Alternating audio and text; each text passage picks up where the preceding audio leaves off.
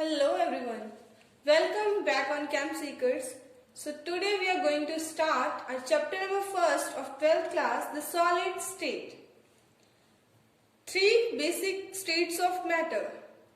What are the states of matter? Solid, liquid and gas. इनके बारे में आपने अपने previous classes में पढ़ा हुआ है. इनमें basic difference क्या होता है? इनके constituent particles का. कैसे? सॉलिड्स में जो कॉन्स्टिट्यूएंट पार्टिकल्स होते हैं help closely towards each other. वो एक दूसरे के क्लोज पैकिंग में प्रेजेंट होते हैं. क्लोज उनमें फोर्स ऑफ अट्रैक्शन ज्यादा होती है. In comparison to solids, liquids में क्या होते हैं, थोड़ा लूज प्रेजेंट होते हैं. फोर्स ऑफ अट्रैक्शन सॉलिड्स से थोड़ी कम होती है. और गैसेस में क्या होते हैं, far away from each other. Particle एक दूसरे से दूर दूर होते हैं, उनमें फोर्स ऑफ अट्रैक्शन भी नेग्लिजिबल होती है. तो ये है इनका बेसिक डिफरेंस. और इस चैप्टर में हम पढ़ने जा रहे हैं सॉलिड्स के बारे में कि सॉलिड्स क्या होते हैं, उनकी क्या प्रॉपर्टीज होती है, कैसे कैसे अपन उनको देखेंगे वो देखते हैं. सॉलिड्स, फर्स्टली सॉलिड होता क्या है, कैसे होता है. Constituent particles in solids have fixed position and can only oscillate about their main positions. According to this definition कि जो सॉलिड्स के पार्टिकल्स होते हैं उनकी पोजीशन फिक्स होती है. फिक्स मींस कि वो अपनी पोजीशन से मूव नहीं कर सकते, लेकिन वो ऑसिलेट कर सकते हैं. ऑसिलेट का क्या मीनिंग है कि वो अपनी ही मेन पोजीशन के ऊपर ऐसे ऐसे ऑसिलेट कर सकते हैं. This explain the rigidity in solids. इस पॉइंट से हमें पता चलता है कि जो सॉलिड्स होते हैं वो रिजिड होते हैं. Now we will discuss about characteristics of solids. क्या characteristic properties होती हैं solids की. First is they have definite mass, volume and shape. Solids की definite mass होता है, volume होती है और shape होती है. ये क्या है solid. इसका कुछ ना कुछ definite mass होगा, कुछ ना कुछ definite volume है और इसकी एक definite shape है. Intermolecular distances are short. इनके मॉलिक्यूल्स के बीच में जो डिस्टेंस होता है वो बहुत शॉर्ट होता है. Short distance. अगर मॉलिक्यूल के बीच का डिस्टेंस शॉर्ट है तो उनकी इंटरमॉलिक्यूलर फोर्सेस क्या होंगी, स्ट्रॉन्ग होंगी. दो मॉलिक्यूल के बीच का डिस्टेंस जितना कम है उसकी इंटरमॉलिक्यूलर फोर्सेस उतनी ही स्ट्रॉन्ग होती हैं. Constituent particles have fixed position and only oscillate about their main position. अभी डिस्कस किया है कि इसके जो कॉन्स्टिट्यूएंट पार्टिकल्स होते हैं उनकी पोजीशन क्या होती है, फिक्स होती है. वो अपनी पोजीशन से मूव नहीं करते, लेकिन अपनी ही पोजीशन के ऊपर ऑसिलेट करते हैं. They have incompressible in nature. क्या होता है कि अपन उनको कंप्रेस नहीं कर सकते. फॉर एग्जाम्पल ये क्या है, सॉलिड. कंप्रेस कर सकते हो, नहीं ना, नहीं होता कंप्रेस. तो ये क्या होते हैं, इनकम्प्रेसिबल होते हैं, रिजिड होते हैं. रिजिड मीन्स सॉलिड, हार्ड होते हैं. So these are the basic properties of solids.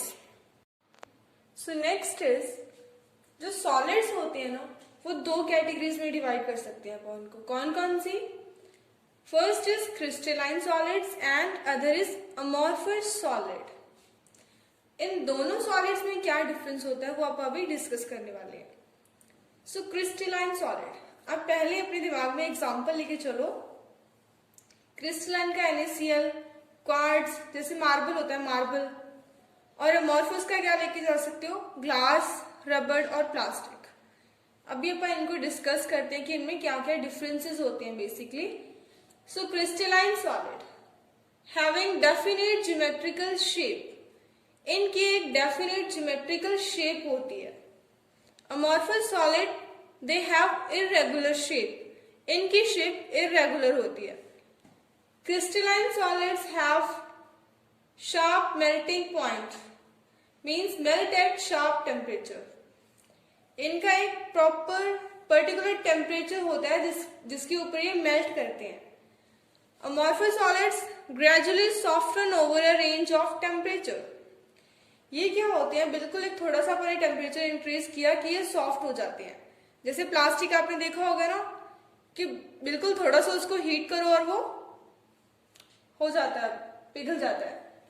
Next is when cut with a sharp aged tool They split into two pieces and newly generated pieces are plain and smooth surfaces.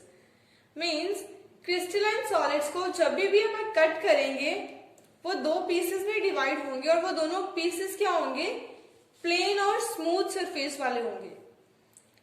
When cut with a sharp edged tool, they split into two pieces with irregular surface. और amorphous solids को जब भी cut किया जाता है वो दो pieces में डिवाइड होते हैं, लेकिन वो दोनों पीसेस क्या होते हैं, हैविंग इररेगुलर सरफेस. उनका सरफेस इररेगुलर होता है. They have definite heat of fusion. इनकी एक डेफिनेट हीट ऑफ फ्यूजन होती है. फ्यूजन क्या होता है, conversion solid to liquid. Solid to liquid जाना, दैट इज फ्यूजन. सो इनकी एक डेफिनेट हीट ऑफ फ्यूजन होती है कि इतने टेम्परेचर पे इतनी हीट देने के बाद ये मेल्ट करेंगे. They do not have definite heat of fusion. इनकी कोई डेफिनेट हीट ऑफ फ्यूजन नहीं होती है क्योंकि ये बिल्कुल थोड़े से टेम्परेचर से ही चेंज हो जाते हैं. Crystalline solids are true solids. इनको हम ट्रू सॉलिड्स बोलते हैं. क्योंकि क्यों बोलते हैं, क्योंकि ये अपनी शेप चेंज नहीं करते हैं. अमॉर्फस सॉलिड्स क्या होते हैं, सूडो सॉलिड्स और सुपरकूल्ड लिक्विड्स.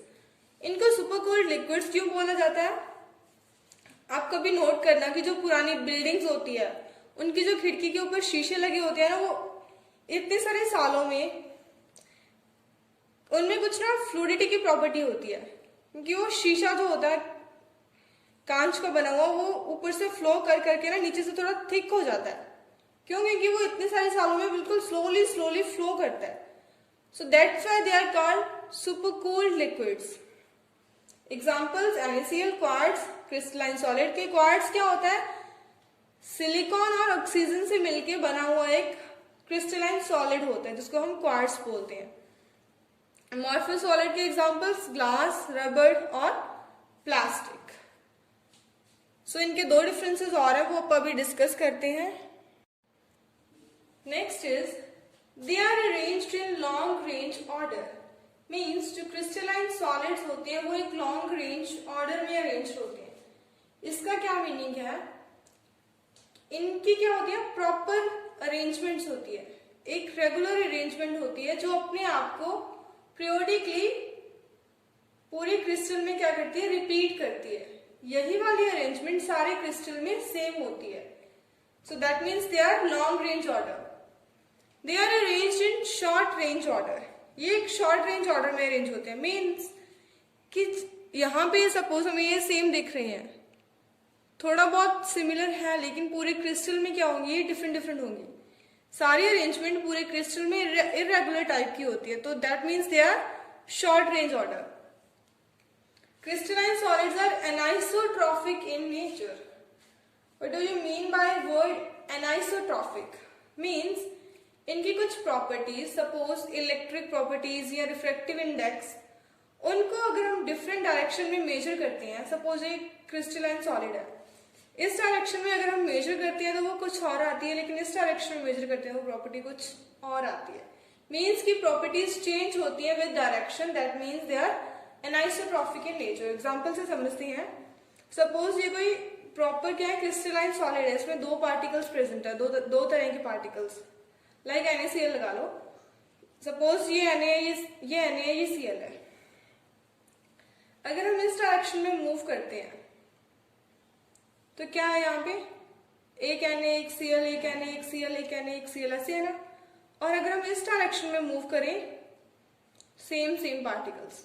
मीन्स अगर ये चेंज होता है तो उनकी प्रॉपर्टी भी क्या होगी, चेंज होगी. That's why they are anisotropic in nature. But amorphous solids are isotropic in nature. ये आइसोट्रॉफिक क्यों होते हैं, क्योंकि इनमें तो हर साइड, हर तरफ क्रिस्टल में क्या होती है, इरेगुलरिटी होती है. सो इरेगुलर क्रिस्टल में जो एक साइड पे इलेक्ट्रिकल प्रॉपर्टी होगी वही सिमिलर सारे क्रिस्टल में प्रेजेंट होंगी. तो that's why they are isotropic in nature. So next is classification of crystalline solids. Crystalline solids को 4 डिफरेंट कैटेगरीज में क्लासिफाई किया जाता है. किस बेसिस पे? On the basis of nature of constituent particles and intermolecular forces operating between them, कि उनके जो कॉन्स्टिट्यूएंट पार्टिकल्स हैं उनका नेचर कैसा है और उनके मॉलिक्यूल्स के बीच में फोर्सेस ऑफ अट्रैक्शन या कौन सी वाली फोर्सेस हैं, उनके बेसिस पे उनको 4 डिफरेंट कैटेगरीज में डिवाइड किया जाता है. First is molecular solid, ionic solids, metallic solids, covalent और network solids. And molecular solids are further subdivided into 3 categories, what are polar, non-polar and hydrogen bonded. So now we will discuss about them one by one in detail. Okay, let's start with the molecular solids. Molecular solids में constituent particle कौन कौन से होते हैं? Molecules और atoms.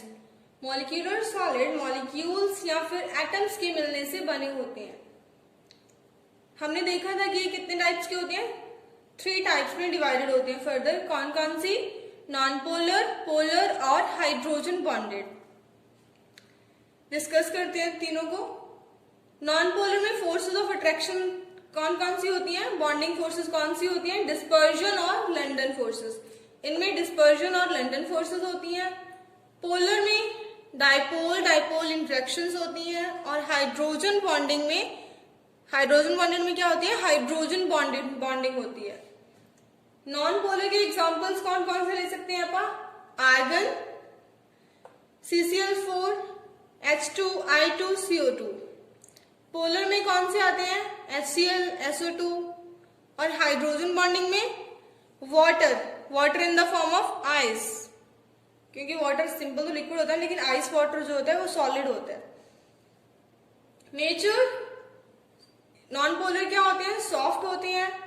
Polar भी soft होते हैं लेकिन आइस हमें सबको पता ही है कि क्या होती है? हार्ड होती है. Electrical conductivity, non polar substances जो सॉलिड जो होते हैं वो इंसुलेटर होते हैं. पोलर भी क्या होते हैं? इंसुलेटर होते हैं. और हाइड्रोजन बॉन्डेड भी क्या होते हैं? इंसुलेटर होते हैं. मेल्टिंग पॉइंट की बात करें तो नॉन पोलर का मेल्टिंग पॉइंट सबसे लो होता है, पोलर का भी लो होता है और हाइड्रोजन बॉन्डेड उनका भी क्या होता है? लो होता है हाइड्रोजन बॉन्डिंग वालों का. So this is about molecular solids. So now we will discuss about ionic solids, metallic solids and covalent solids. Start करते हैं. आयनिक सॉलिड में कॉन्स्टिट्यूएंट पार्टिकल्स क्या होते हैं? आयंस होते हैं, आयंस से मिलके बने होते हैं.